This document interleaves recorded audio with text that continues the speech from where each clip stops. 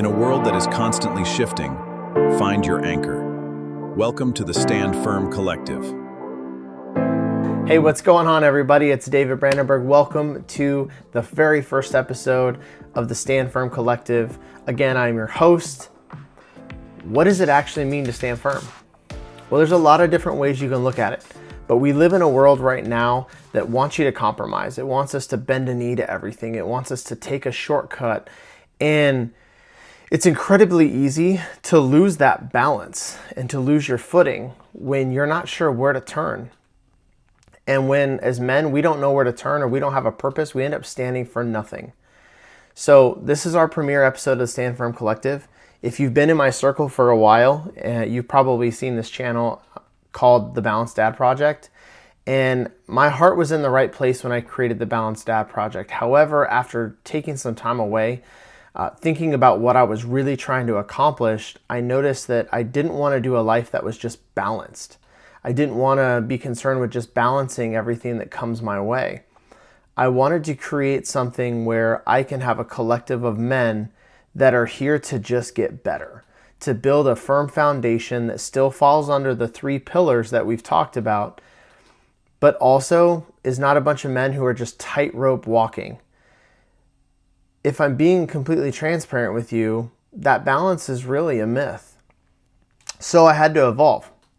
The Stand Firm Collective, we wanted to move away from that tightrope, and it's about building a life anchored in those three non-negotiables. So let's go into our first non-negotiable, which was the faith pillar. That is our ultimate anchor, right? If you don't know who we belong to or who we're serving or who gave us that purpose, it's really hard and you start drifting through the wind. So we need to know where our conviction lies and who we're doing this for. And yes, you may not completely be in the same situation where you're believing in God. You may not be a Christian, but it may be exactly what you need to hear that convicts you to change the way you've been doing things in your life. And I'm not sitting here saying that I have it all figured out. I still struggle with a lot of things, including my faith. But it's a grind every day. And that's the cool thing about this collective is we're going to be there for one another. We're going to help grow each other. And we're going to learn tools and tricks and tips from other guys that are doing it better than we are. And if we're putting ourselves with people who are moving up, we're going to move up. That second one, family, right? That is the mission in a whole. That is who we do this for. You know, God has entrusted us with our wives and our kids and maybe someone around you that looks up to you. And being those men that are standing firm, that are taking a stand, that are changing the way that the status quo is exactly what we need. If we're just chasing the accolades or the career milestones and things like that, we're not going to have anyone to share it with in the end.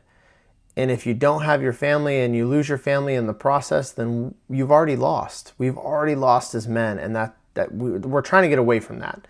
Standing firm means being that protector. It means being the provider. But it also means being the present leader that our families really need. And that's who God has called us to be. And then the third one, fitness. I mean, let's be real, men. We cannot lead properly if we don't take care of ourselves. Now, listen, I'm not saying you need to be a seasoned athlete or anything like that. I'm going to be 39 this year. It's not about how much I can bench anymore. It's not about the vanity of being fit. It's about the functionality of it all. It's about the discipline, the resilience. That trickles into our other two pillars.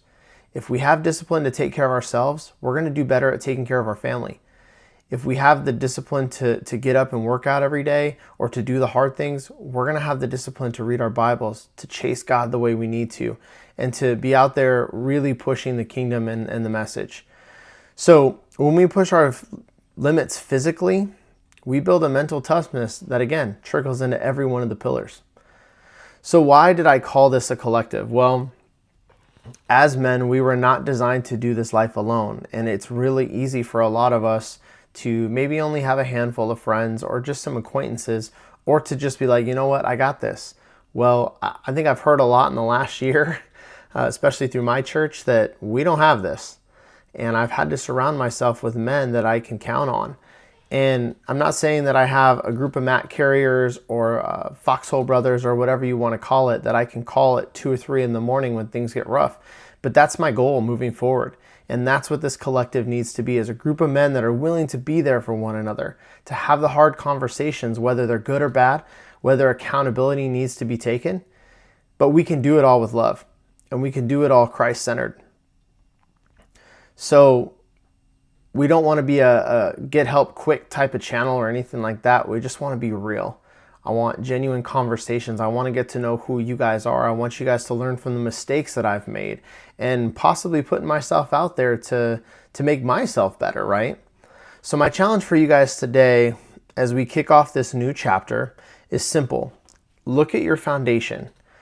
Where are you compromising? Where is the world telling you that you need to bend? Let's try to pick one of those areas today or maybe in the next week or two. Whether it's checking on our physical health, maybe it's checking in on our wives or our kids and really making ourselves present, getting off our cell phones when they're home for the week and making sure that we're there. Or just grounding yourself back in your faith, maybe opening up that Bible and really pushing yourself to read it every single day. Either way, let's take a look at it, let's lean in, and let's get better. Thank you so much, guys, for tuning into this first episode. Now, there's so much in store as we move forward, but if this message resonated with you, please like, subscribe, and write a review. Let me know how I'm doing. And share this episode with someone, maybe another man, a son, an uncle, brother, whoever it is in your life that might need to hear this.